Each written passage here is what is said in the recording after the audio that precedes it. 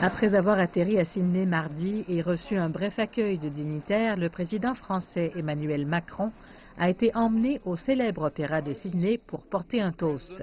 La popularité d'Emmanuel Macron à l'extérieur de son pays était évidente alors que le jeune leader s'arrêtait pour une photo et aussi pour expliquer le but de sa visite.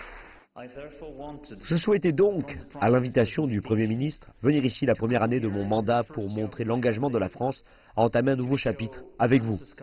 Ce nouveau chapitre consiste à renforcer le profil de la France dans le Pacifique, où il maintient plusieurs territoires insulaires et renforce les liens de sécurité avec l'Australie.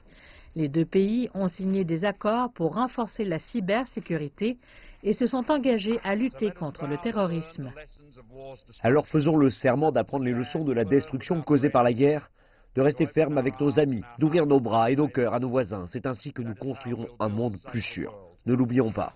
Les deux dirigeants disent que l'accord servira de cadre pour une collaboration plus poussée.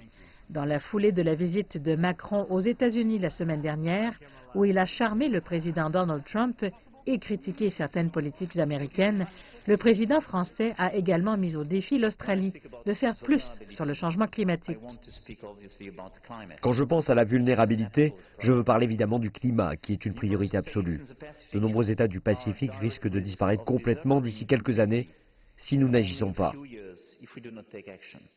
Emmanuel Macron termine sa visite en Australie jeudi.